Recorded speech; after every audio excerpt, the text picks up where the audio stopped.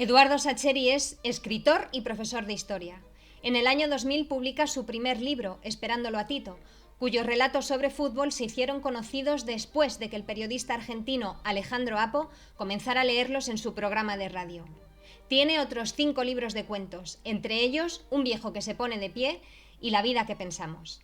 En 2005 ve la luz su primera novela, La pregunta de sus ojos, que se llevó al cine con el nombre de El secreto de sus ojos. Dirigida por Juan José Campanella, se llevó el Oscar a la mejor película extranjera.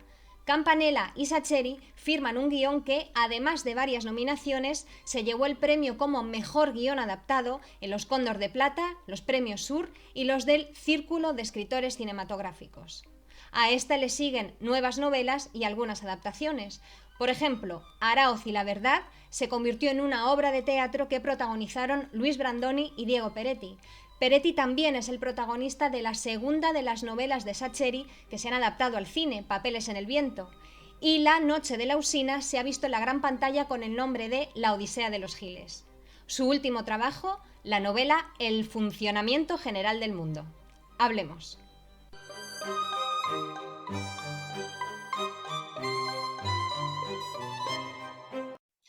Eduardo Sacheri, muchas gracias por estar en Hablemos. No hay de qué, María, un placer para mí. Vamos a empezar a hablar de tu último trabajo, del funcionamiento general del mundo. Primero, lo básico, cuéntanos de qué trata. Bueno, es una novela, mi novela más reciente. Es una historia doble en cuanto está contada en dos tiempos distintos, uno en tiempo presente, cuando un hombre de 50 años que se llama Federico siente la obligación moral y sentimental de llegar a tiempo al entierro de una persona muy importante de su pasado, que es una profesora de su instituto, de su colegio secundario, y el otro tiempo es, bueno, más de 30 años antes, cuando ese hombre no era un hombre, sino un adolescente, tenía 15 años, transcurría 1983 en la Argentina, y ese hombre era un chico en la escuela secundaria en el último año de la dictadura militar en Argentina, y esa profesora tenía un rol muy importante en ese año bisagra de la vida de este chico y de sus compañeros. No sé si más o Eh, menos. Más o menísimos. Ah, hombre, mejor que tú, además. Hablas de, o se toca las Malvinas, se toca el fútbol, se toca la adolescencia, se toca la relación del padre con los hijos, se toca incluso esta cosa de la odisea, de un viaje y de lo que le puede pasar a una persona mientras está viajando, los cambios internos o lo que va sintiendo. Hablas también de lo que le provoca la muerte de una persona importante a otra persona en su vida. ¿Cuál de estos temas es el principal? ¿De cuál de estos temas realmente querías hablar? ¿Y cuáles son, digamos, el marco las excusas para hablar de este tema principal? Uy, coincido contigo en ese número de temas diversos que la novela toca. Lo que no sé es si soy capaz de distinguir ese tema principal, porque mi sensación cuando escribo es que, suponte, tal vez mi idea inicial es, uy, voy a aterrizar en un momento de la Argentina que todavía no he tocado, todavía en otros libros, y digo, bueno, la Argentina de ese último año de la dictadura, la Argentina previa a la democracia, una Argentina todavía muy cargada de inercias muy autoritarias. Ah, pero al mismo tiempo, o muy rápidamente, vuelve el fútbol. Y digo vuelve el fútbol porque es un elemento que mi narrativa ha tocado en numerosas ocasiones, aunque hacía tiempo que no utilizaba. Entonces digo, bueno, regresamos al fútbol. Desde Papeles en el viento, ¿no? Exactamente, hacía 10 años y 3 o 4 novelas que el fútbol no estaba. Entonces, bueno, vuelve el fútbol, pero em, la novela podría quedarse en el pasado y ser 1983 y estos chicos utilizando el fútbol como una herramienta para moverse en ese mundo bastante difícil de sus adolescencias, pero también está ese hombre en el presente recordando, porque la paternidad también es un tema que suelo visitar. La sensación mía es que, aunque uno no se dé cuenta, en cada libro necesita de hablar de varias cosas a la vez, aunque no las tenga conscientes, y esas cosas van apareciendo. Y bueno, y cuando mira atrás y ve el libro que dejó escrito, se encuentra con esto, que estás vos, María, y decís, bueno, el libro habla de esto, de esto, de esto, de esto. ¿De qué quisiste hablar? Probablemente de todo, sin saberlo demasiado. Vamos a aprovecharte y aprovechar este libro para entender un poco cómo trabajas como escritor. La idea es, de repente ves algo y dices, uy, qué tema más interesante. Es un cúmulo de cosas que se van gestando y de repente dices, pues lo vas pertrechando en la cabeza y dices, pues mira, esto puede salir una novela o cómo surge una idea. O en este caso, cómo surgió esta idea. Yo creo que en general, en mi caso, hay una idea primera, una idea inicial, que no es que se me ocurra una vez y resulte cautivadora, sino que hay una cosa de repetición. Quiero decir, a mí se me ocurren ideas con cierta frecuencia, dejo vagar la imaginación y se me ocurren ideas. Ahora, algunas de esas ideas vuelven, a diferencia de otras que aparecen y así como aparecieron, desaparecen. Hay algunas que vuelven, y una vez, y vuelven otra vez. No digo así a nivel obsesivo de que me tomen totalmente la cabeza, pero sí vuelven.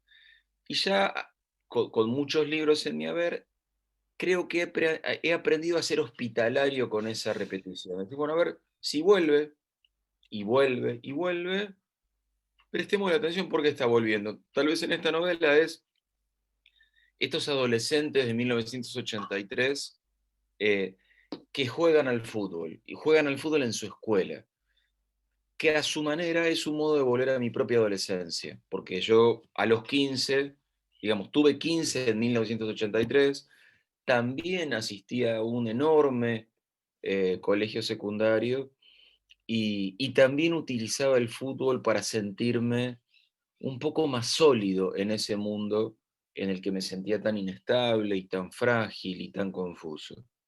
Eh, Ahora, en mi caso, este, este, este ser hospitalario para ideas que vengan puede durar mucho tiempo, puede durar meses y meses. Yo no soy de ponerme a escribir apenas las ideas están en germen.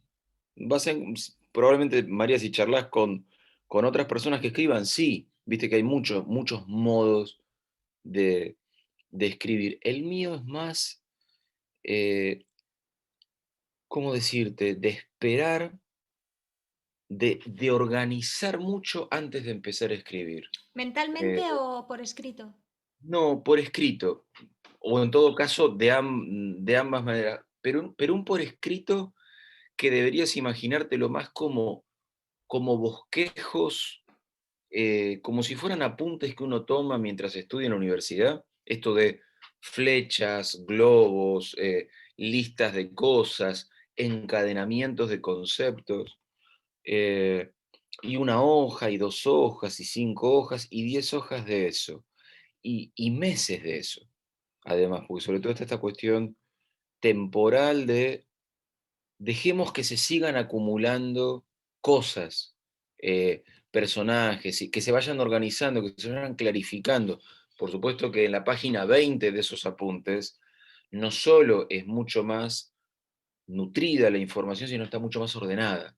Eh, y te diría que recién, meses y meses después de haber empezado, y cuando yo podría, no lo hago, pero podría decirte, mira, María, mi próxima novela tiene estos personajes y la historia está ambientada en este sitio y en este tiempo, y suceden básicamente estas 5 cosas. La novela arranca por acá, sigue por acá, transita por este sitio y termina, a estos personajes termina sucediéndoles esto. Es decir, cuando hay un esqueleto bastante desplegado, recién ahí empiezo a escribir. Eh, Siento que necesito dividir mis problemas argumentales de mis problemas literarios. Problemas argumentales, esto de personajes, trama, lugar. De los literarios debo ver en qué tiempo verbal voy a contar esto, en qué persona gramatical lo voy a contar. ¿Va a ser un solo punto de vista, el de uno de los personajes, el de un narrador omnisciente? Van a ser muchos, pero vos fíjate que te estoy diciendo problemas estrictamente literarios, estrictamente de escritura. Bueno, esa segunda parte me puede llevar a lo mejor otro año de realización concretamente. Esa es un poco la cocina, la receta, si tal cosa existe, que utilizo. Después te he escuchado decir en alguna ocasión que una vez que esos 8 años de pensar, de esqueletos, de problemas literarios, una vez que ya lo tienes, haces brum y lo sueltas todo, pero que después viene la otra segunda parte que es la corrección. Es decir, Sí. lo escribo y luego corrijo. ¿Qué es lo que te corriges?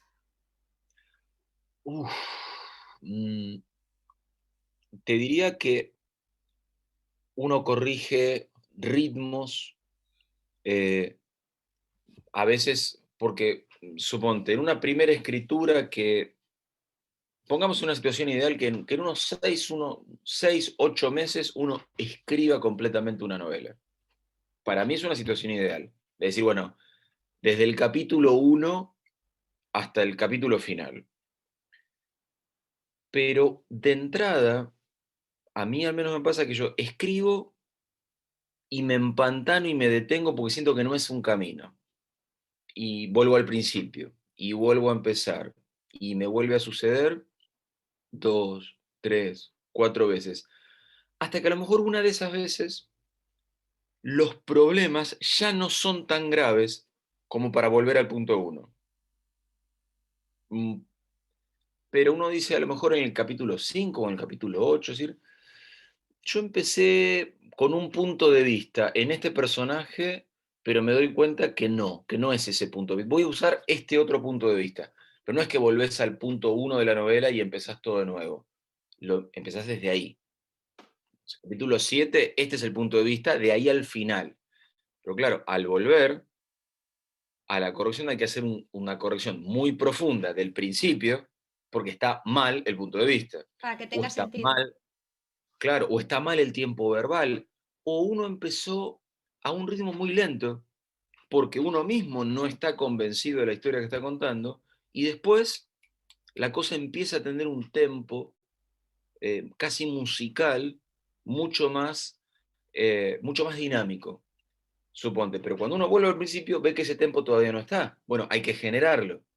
Eh, Te diría que la primera corrección es más densa, más difícil y más exigente, porque uno corrige cosas más profundas. Ahora, en una segunda, en una tercera corrección ya está corrigiendo algunas expresiones, eh, está buscando la voz específica de cada personaje en los diálogos para que no hablen todos igual entre sí. eh, pero 3, 4 correcciones me parece que terminan siendo muy necesarias. Claro, cada una de ellas termina siendo más superficial, porque la sensación además es que lo estructural ya lo has dejado corregido en tus primeras intervenciones. Lo que sí es un trabajo muy importante y es mucho menos divertido. Por eso es un trabajo más ingrato. Eh, a veces uno toma contacto con el trabajo de colegas, pero que a lo mejor están aún menos entrenados todavía, y uno suele decir, corregí más. eh, porque es un trabajo que es muy importante que lo haga el propio autor. ¿Mm? Mejor que el La editor. propia autora del libro, claro, antes que el editor, porque le va a dar un enfoque mucho más propio y personal. Pero claro, es un trabajo ingrato, es un trabajo desagradable porque uno ya no tiene el ímpetu emocional de la creación. Ya eso quedó atrás. De ímpetu en la escritura. Ahora, para la corrección, uno está ya está frío, y está bien que esté frío, porque toma otra distancia del texto. Pero claro, le tiene menos cariño, le tiene menos paciencia, le tiene menos amor a ese objeto artístico. Entonces, lo manipula con, con más criterio, pero, pero con menos placer. Pero es una tarea para mí tan importante como esa primera tarea creativa, emocionada, sentimentalmente involucrada de la creación inicial. ¿Qué te costó más y qué te costó menos en el funcionamiento general del mundo? Ah, me costó dominar, digamos, no excederme con las referencias de fútbol. Eh, en la primera, viste que yo te hablaba de esto de una primera corrección estructural. Cuando terminé la primera versión y la releí, el pasado de la historia era todavía un poco más largo y el presente un poco más corto. El presente de ese hombre con sus hijos era más corto. Federico, sí. Exactamente. Entonces, en una segunda versión creció la parte de Federico con Candela y con Joel, con sus hijos viajando por la Patagonia, pero se redujo, te diría en un, no sé, 20, no saqué la cuenta, pero un 20 o 30% la parte del pasado. Porque me doy cuenta que en la primera versión, después de muchos años de no escribir sobre fútbol, me había ido muy al detalle de los partidos, de las jugadas, de las situaciones. Y a veces uno tiene que pensar en el lector, A veces. por lo menos en un momento de la escritura. Tal vez no en el primer momento, porque en el primer momento escribís lo que necesitas. En alguna de las correcciones vos tenés que empezar a escribir lo, pensando en lo que necesita leer quien lea. Entonces suponte, quien sea muy futbolero, hay un punto donde mis descripciones le sobran, están de más. Y quien no es futbolero, mis descripciones le pueden aburrir si soy demasiado detallado. Entonces ahí viene, suponte, una parte de poda, de recorte, y a lo mejor de tirar a la basura un montón de horas de trabajo dedicadas a algo que uno dice, no, esto queda mejor empequeñecido. Te diría que lo que me costó fue sintetizarme, silenciarme, achicarme en en esta historia. ¿Y Y lo me que gustó menos? mucho. Lo que, lo que menos me costó fue, te diría, esa parte de Federico con sus hijos en el auto conversando. Sentí que fluyó con mucha facilidad, eh, porque me gustó escribir esos diálogos, porque el diálogo intergeneracional es algo que me atrapa en general, esto de un adulto hablando con adolescentes. Lo disfruté mucho cuando mis hijos eran adolescentes, y como profesor de historia que soy en una escuela, disfruto mucho también esta comunicación con sus distancias y sus dificultades y su humor inevitable en esa distancia. Te diría que es lo que más rápidamente fluyó. Has contado en varias ocasiones que el viaje que hacen Federico y los chicos de 2.500 kilómetros te lo hiciste tú para ver Sí. paisajes, para ver qué pasaba, para el tema de la gasolina, de dónde hay que cargar, dónde no sé qué. De ahí me surgen dos preguntas. La primera, ¿cómo fue la vuelta? Porque la ida todavía tiene su gracia, pero la vuelta, hacerte los 2.500 otra vez. Bueno, volví por un camino diferente y abierto a la posibilidad de que lo que era mi camino de regreso fuera el camino de ida. Es decir, también me fui documentando en ese otro camino. Eh, entonces, los 2.500 de vuelta también fueron a su manera de trabajo, aunque a medida que los recorría, me iba consolidando en la idea de que el mejor camino era el de la estepa, el de la ida.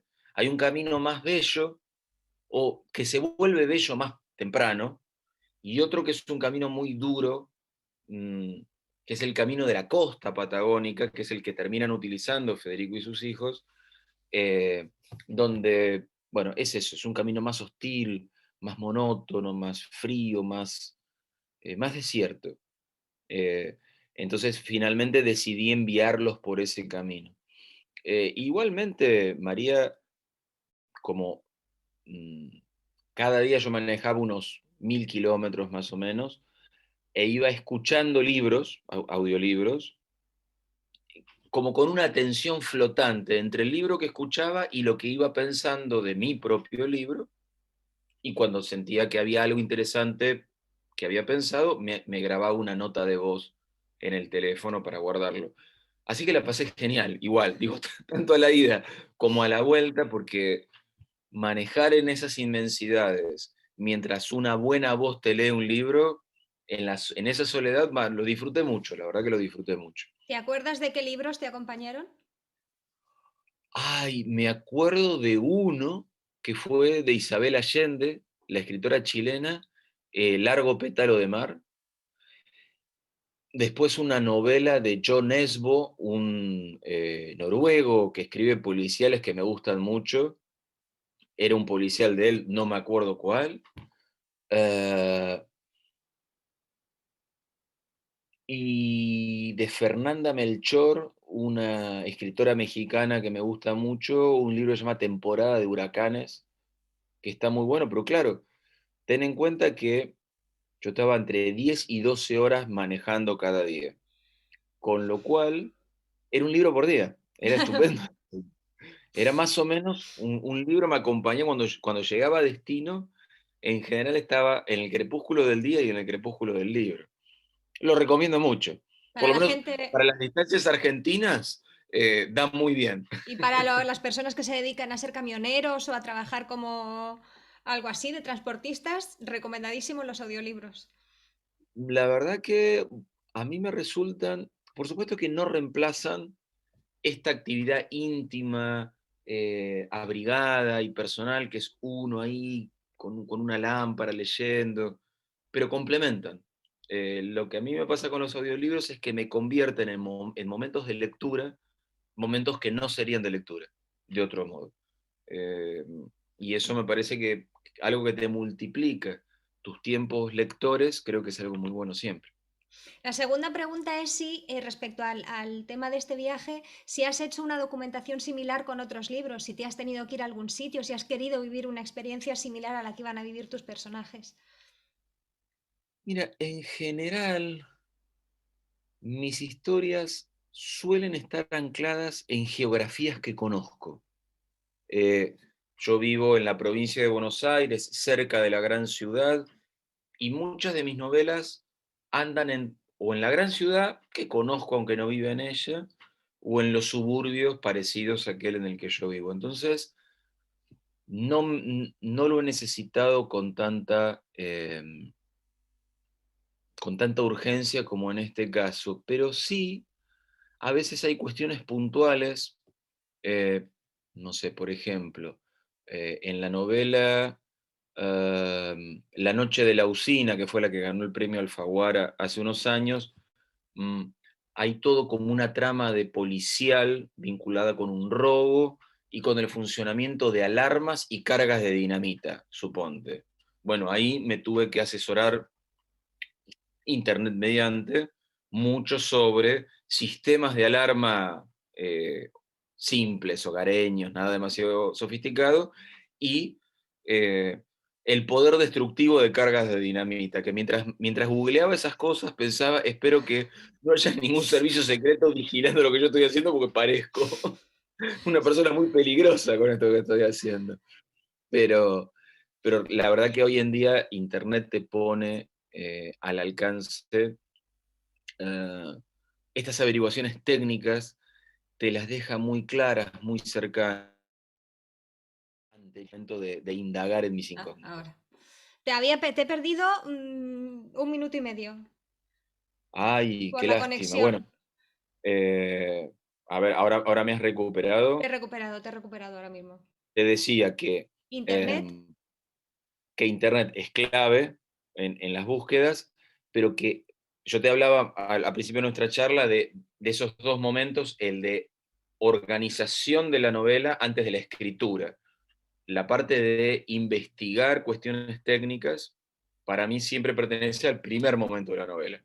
O sea, son cosas y son incógnitas que quiero tener definidas antes de ponerme a escribir. Lo mismo con el viaje que hablábamos recién a la Patagonia, eh, lo hice antes de ponerme a escribir el presente de la novela, porque lo que sí hice en este caso fue escribir el pasado, escribir el presente y después ir ensamblando los dos tiempos de la novela. ¿cuál es el papel del silencio en el funcionamiento general del mundo? Ah, yo siento que es, para Federico, para el protagonista, el silencio es, es un baluarte, es un refugio, y sus hijos van obligándolo a abandonar ese refugio de silencio. Eh, Me da la sensación de que muchas veces sentimos que el silencio nos protege y que la palabra nos expone. Nos expone frente a los demás o nos expone cruelmente frente a nuestro propio recuerdo, frente a nuestra memoria. Recordar puede ser doloroso y poner en palabras también, de ahí que el personaje se refugia claramente en el silencio. Pero claro, si estás en un auto, en un coche que recorren cientos de kilómetros con dos adolescentes enojados que no entienden lo que estás haciendo, tal vez explicar el porqué de lo que estás haciendo sea imprescindible. Eso creo que es lo que le pasa a Federico. Creo que abandona el silencio no porque lo desee, sino porque sus hijos no le dejan otra opción, que son cosas que a veces pasan. También has dicho muchas veces que escribes para entenderte o para poder dormir por las noches. ¿En qué te ha ayudado esta última novela a conocerte mejor o a dormir mejor? ¿Por qué? Ah, yo creo que ya me he acostumbrado, ahora yo tengo 54 años y empecé a escribir hace más o menos 30. Cuando empecé, no pretendía convertirlo en una profesión. Mm, Ni me sentía preparado, ni capacitado, ni me imaginaba que a alguien pudiera interesarle leer lo que yo escribía. Pero cada novela que escribo, cada cuento, cada guión de cine, siento que eh, explorando o creando vidas de otras personas y metiéndote en esas vidas, indirectamente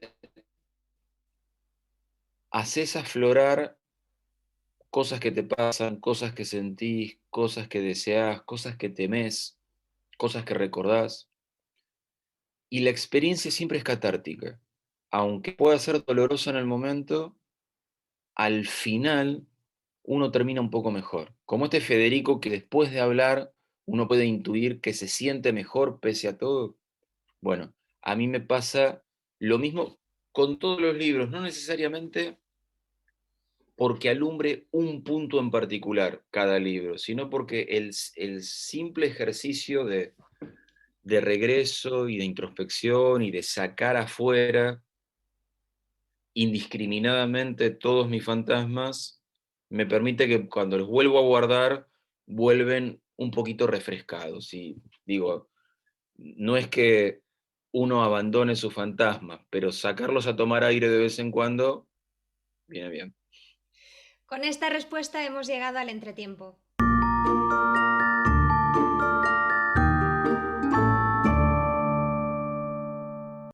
El entretiempo, Eduardo, es un juego de 10 preguntas que van de menor a mayor dificultad, o me lo creo yo y luego no es así. Y como son de menor a mayor dificultad, las 4 primeras son sobre Independiente, que se supone que son las fáciles. ¿Sí? Bueno. Según el propio Bochini, ¿cuáles fueron los 2 goles más importantes de su carrera? Yo creo que deben haber sido, bueno, o para mí, los dos más importantes de Bochini son la final intercontinental contra la Juventus en el 73 y el gol a Talleres de Córdoba del 78 en un equipo que 8 hombres contra 11 consigue empatar un partido y logra salir campeón en un partido inolvidable. Para mí esos dos, no sé. Y para él también. Ay, menos mal, me deja Para... mucho más tranquilo. En 1938, ¿contra qué equipo hizo Arsenio Erico el gol por el que se le dio el premio de la marca Cigarrillos 43, el gol número 43? Ay, no lo sé, María. No lo sé. Contra Lanús, Mirá vos. en el El, primer el- tiempo. mirá qué bien. Bueno, el máximo goleador del fútbol argentino es Arsenio Erico, paraguayo de nacionalidad, pero todos sus goles los hizo en Independiente. Así que todo el amor. Pero claro, no lo vi. Todavía no había nacido.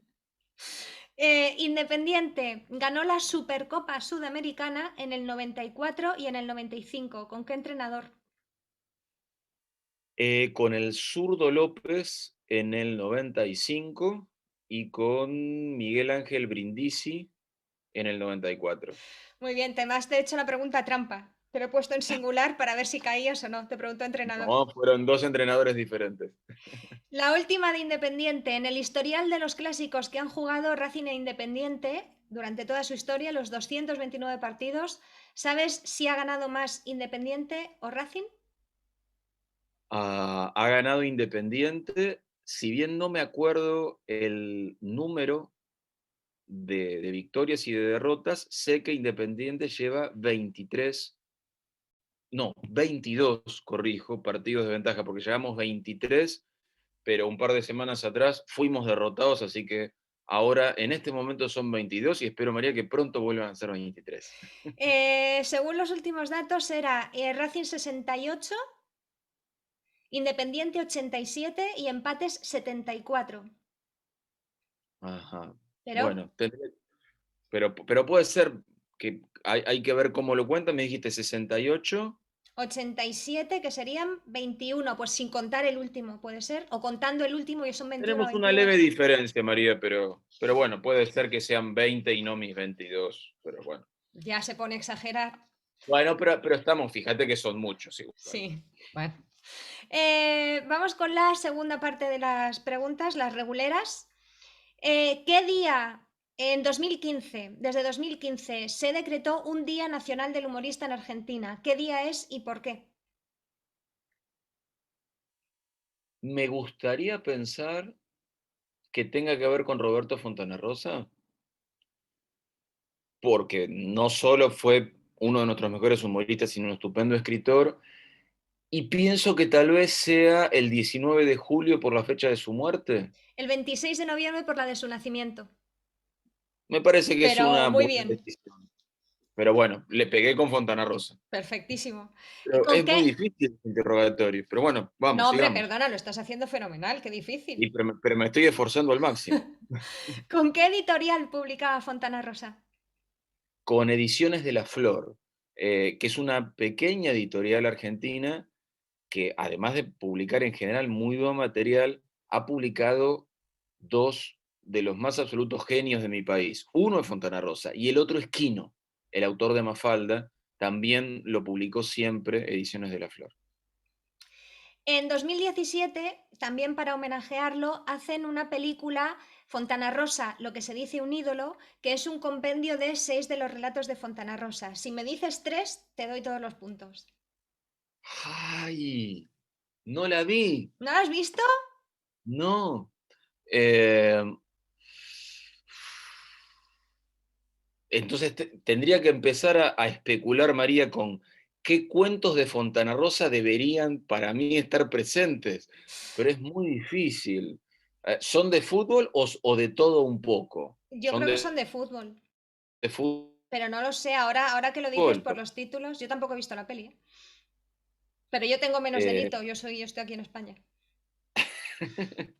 Este, no, no la he visto, no la he visto, pero bueno, a ver, contame, ¿cuáles están? Vidas privadas, No no, es de fútbol. no sé si he sido claro. Ujú, El tampoco, asombrado, sueño de tampoco. barrio, que no es ninguno de fútbol, así de No informada son de estoy yo. fútbol. Elige tu No, no propia te aventura preocupes. Ajá, no, no y son de fútbol. perdona, el último ya seguro que tiene que ser que sí, semblanzas deportivas. Bueno, de todos ellos, el único que es de fútbol es Semblanzas Deportivas. No, pero está bien la confusión, María, porque Fontana Rosa en realidad escribió y publicó más de 200 cuentos, de 200 relatos breves.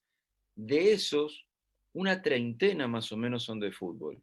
Lo que pasa es que son tan buenos y han sido tan leídos y tan celebrados que mucha gente, ¿cómo decirte?, que han oscurecido el resto de su obra, que en general siempre fue muy humorística, pero no tan futbolera, como su propio perfil parecería indicar. Sí. Así que, con semblanzas deportivas a la cabeza, mira, voy a ir a buscarla, voy a ir a buscar la película. Se agradece el dato.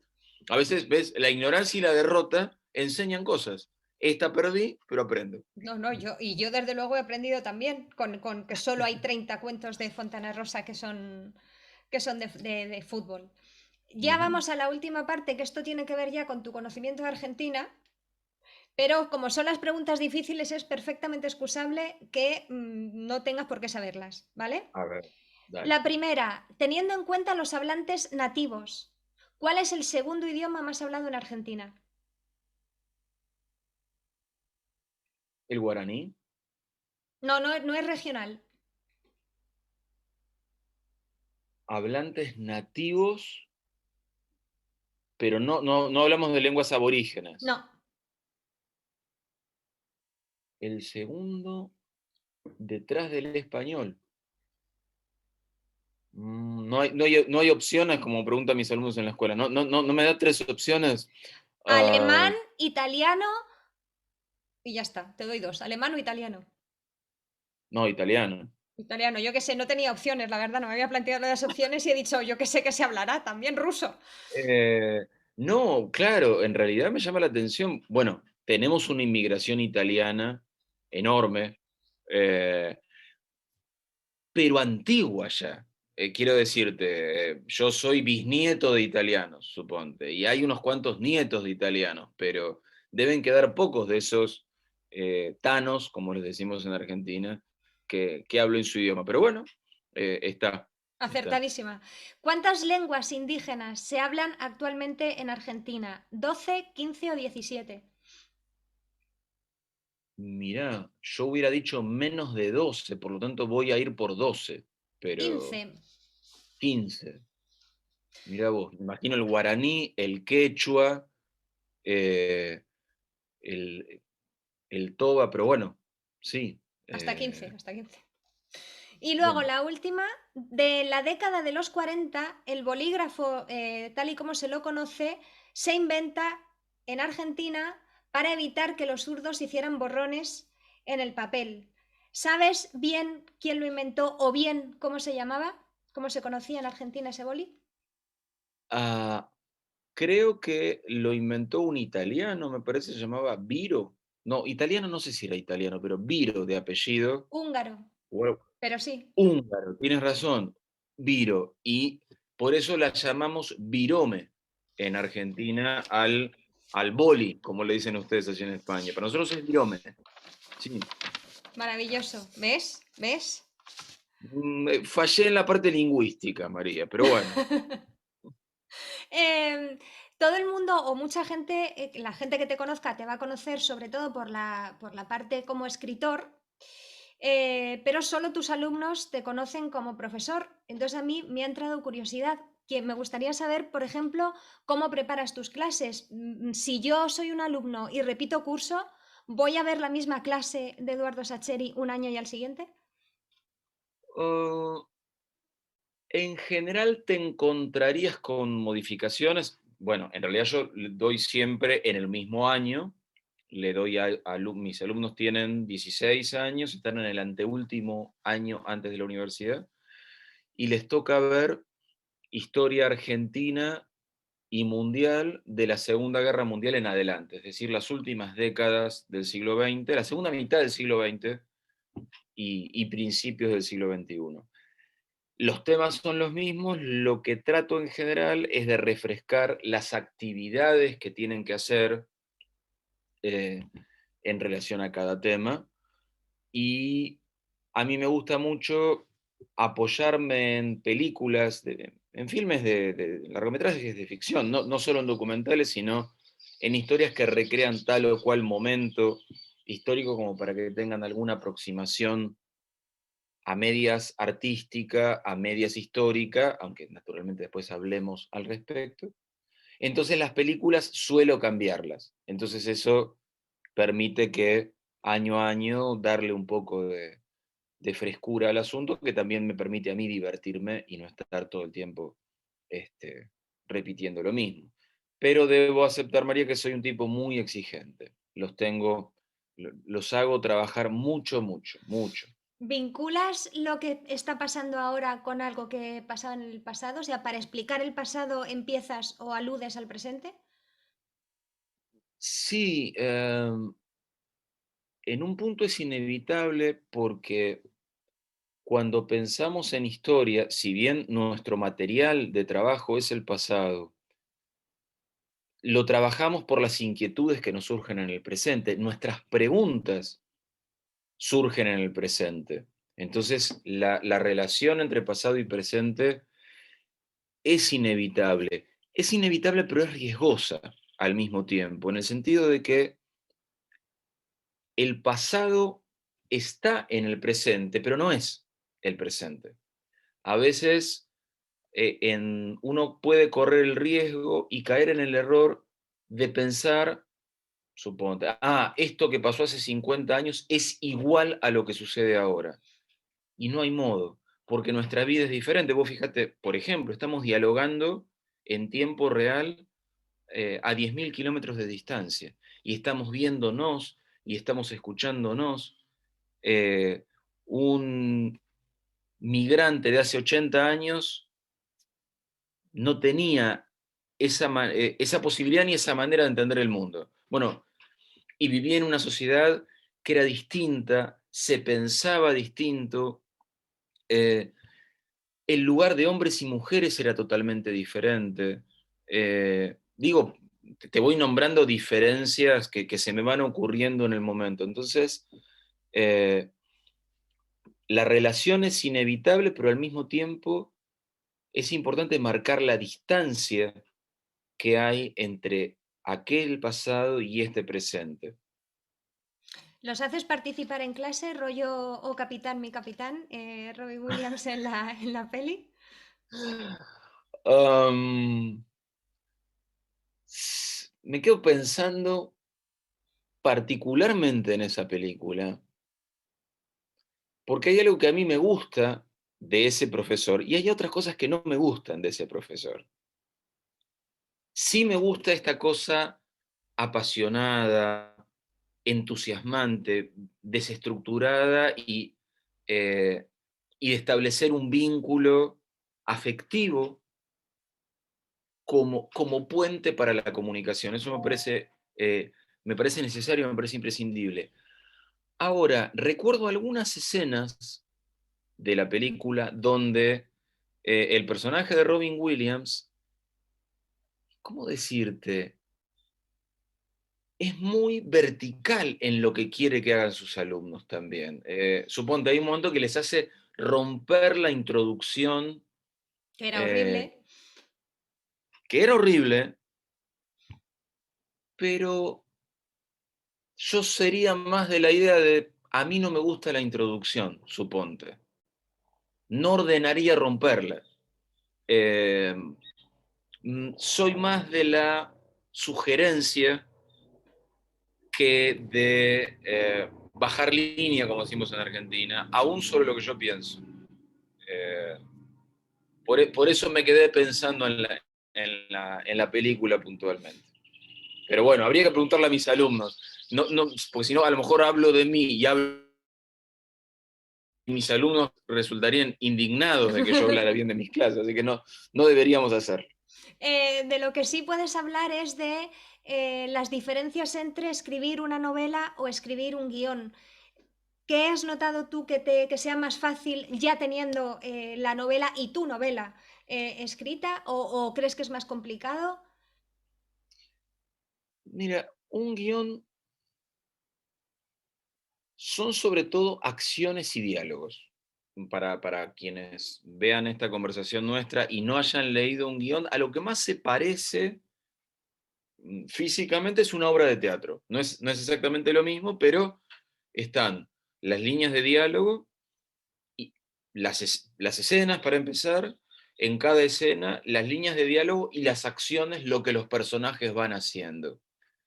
Entonces, el guión tiene una forma de escritura que no busca la belleza formal, como sí busca la literatura, como sí busca una novela.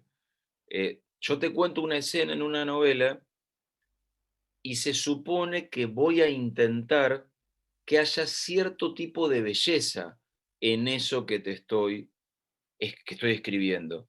Un guión es voluntariamente más descarnado, más descriptivo, más frío. Eh, Hay una gran preocupación por la trama, naturalmente, por esto de qué va sucediendo y por lo que se dice, por los diálogos, pero la escritura es más descansada en ese sentido, es más descriptiva, es menos comprometida.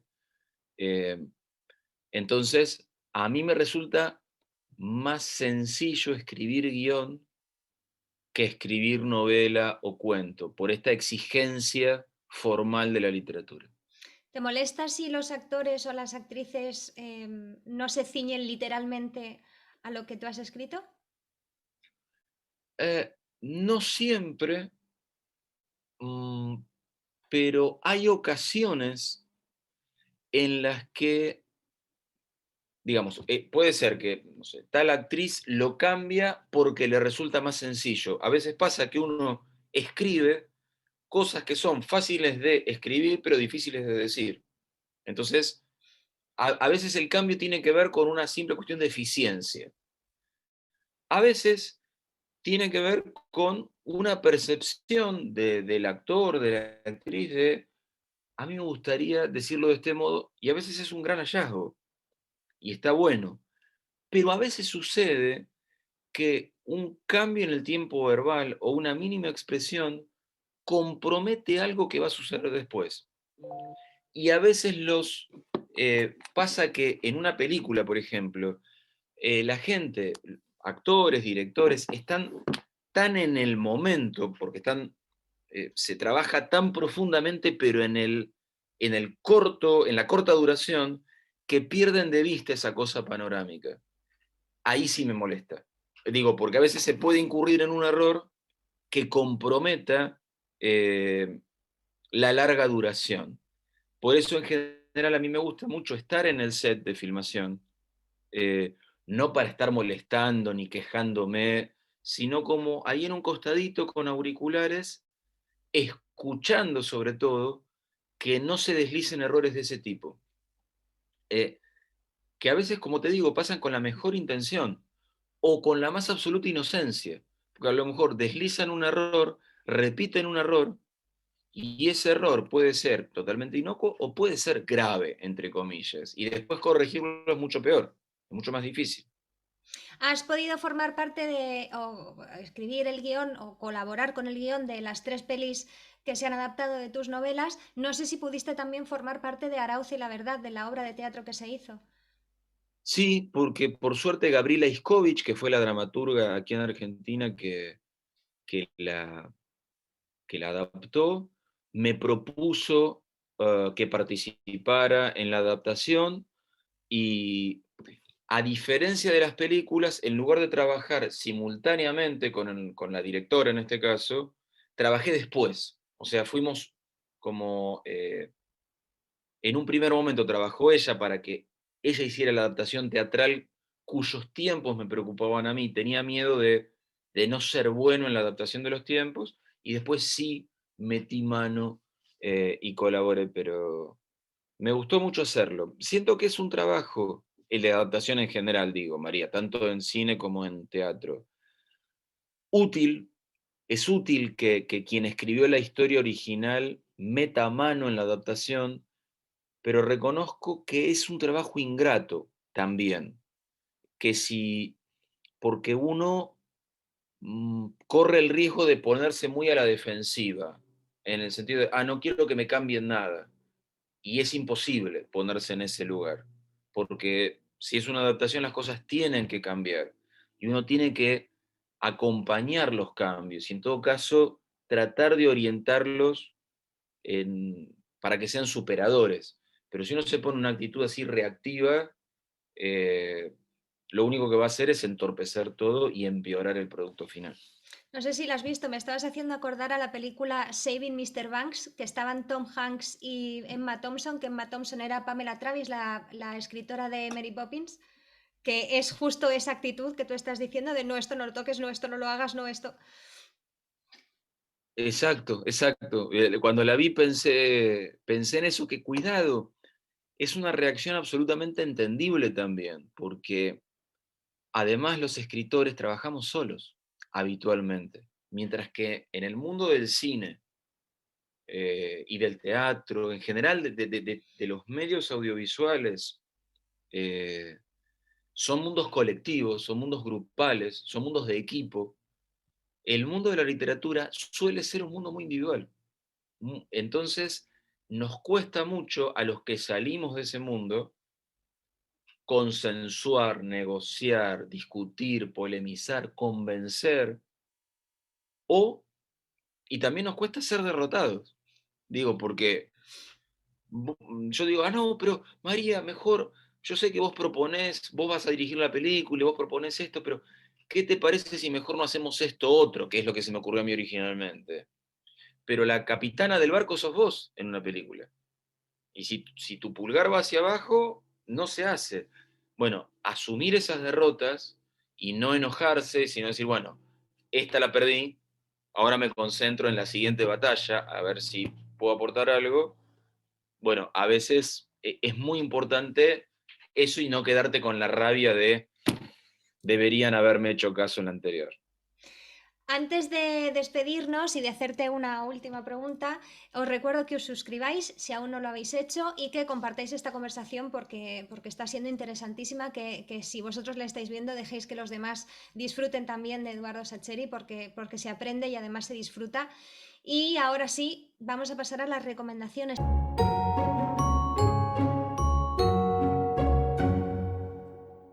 Eduardo, recomiéndame un libro. Mm, de lo último que he leído. Me doy vuelta porque como estoy en mi escritorio, miro la biblioteca a ver qué te puedo recomendar. De lo último que leí, te puedo recomendar de Mariana Enríquez, que es una escritora argentina muy buena, un libro de cuentos que se llama Las cosas que perdimos en el fuego. Lo publicó Anagrama y creo que está publicado también en España y me parece que en buena parte de América Latina también. Mariana Enríquez, Las cosas que perdimos en el fuego. Ya de paso, si queréis escuchar, si os ha gustado antes la recomendación de los audiolibros, en Instagram podéis escuchar todos los domingos a Eduardo leer un cuento eh, de él, que fue ayer, casualmente, pero Ayer también leí uno de... mío. Pero Pero en también general de... elijo buenos autores, lo de ayer fue una excepción. Pero lo normal es que elija buenos autores. Así que si os gusta el audiolibro, pero breve, una Claro. paseo en bicicleta, son media horita, lo tenéis ahí, Eduardo. Una película. Una película me voy a ir a un clásico muy clásico, pero porque es la película que a mí más me gusta, que es Cinema Paradiso, la de Tornatore. Y como seguro que hay mucha gente joven, como vos, María, viendo esto, tal vez no hayan visto Cinema Paradiso, deben ir a verla. ¿Un disco o una canción? Ah, a mí me gusta mucho Pink Floyd y El lado oscuro de la luna me parece que es... Ojo, yo soy muy de música clásica. En general escucho música clásica mientras trabajo, pero para no irme tan al pasado me voy solo hasta los años 70 y Pink Floyd. Y algo que ver, que puede ser desde una ciudad, una calle, un parque, una obra de teatro, lo que quieras, algo que se pueda ver. Ah, algo que se pueda ver. Bueno, voy a recomendarles que vean Buenos Aires, eh, que es una ciudad hermosa y muy amable. Es una ciudad, ¿no? ¿Te parece que no? Mm, es amable y a la vez es muy agresiva, es las dos cosas a la vez, es curiosa. Mira, claro, bueno, tendremos que hablar otro rato de por qué, porque claro, a lo mejor para quien no vive en sus inmediaciones se destaca esa agresividad que vos decís. Yo lo pensaba por el lado de sus librerías, sus teatros, La eh, hospitalidad de la su, gente. su vida nocturna, amplia, por supuesto, dependiendo de los barrios, pero esto de poder ir a tomarte un café a las 2 de la mañana en la calle Corrientes me parece que es algo que, que está bueno, que en América Latina al menos no es tan frecuente poder hacer. En ese sentido lo pensaba, pero bueno, tengan también en cuenta entonces el pero de María. Tiene sus cositas como todas las grandes ciudades. Seguro. En periodismo nos decían que si tenías que hacer una pregunta complicada, controvertida, que pudiera incomodar al invitado, lo dejaras para el final, porque en caso de que se cerrara o que ya no quisiera contestar, ya tenías todo hecho. Ha llegado ese momento. Uy. El secreto de sus ojos es mi película favorita de todas y estoy incluyendo Hamlet de Kenneth Branagh, estoy incluyendo El Padrino, las que quieras. El secreto de sus ojos es la película perfecta para mí desde todo punto de vista. La versión estadounidense de esa película es un dolor en el alma que yo no sé, y aquí está la pregunta, yo no sé hasta qué punto tuviste algo que ver con eso que le hicieron a algo tan hermoso como es el secreto de sus ojos. No, lo único que tuvimos que ver con Campanella fue vender los derechos para que se hiciera. Porque una de las condiciones fue, nos venden los derechos y nosotros eh, la adaptamos como nos guste. Y esa fue la condición, María. Yo no sé si, digamos, a mí no me gustó la película, la versión estadounidense. Sí me gustaron las actuaciones de Julia Roberts y de Nicole Kidman. Me parece que para una película que tenía todo para que las actuaciones también fueran malas, porque un guión te condiciona mucho, yo creo que ellas, sin embargo, se pusieron la película al hombro y trabajaron muy bien. Insisto, sus actuaciones es algo que a mí me gustó mucho. Ahora, sí siento que en otras zonas la historia perdió, se fue como deshilachando y desintegrando este, por muchos lados. Pero bueno, te agradezco que la nuestra La buena. este, la consideres la buena. No, hombre, no, bueno, me alegro muchísimo de que no hayas tenido absolutamente nada que ver con la atrocidad que se hizo en Estados Unidos, de verdad. Y con esta afirmación llegamos al final del programa. Eduardo Sacheri, gracias por concederme una hora de tu tiempo, gracias por enseñarnos, por compartir lo que has aprendido y sobre todo también por hacernos sonreír y por entretenernos mientras lo compartías. Al contrario, María, para mí un placer.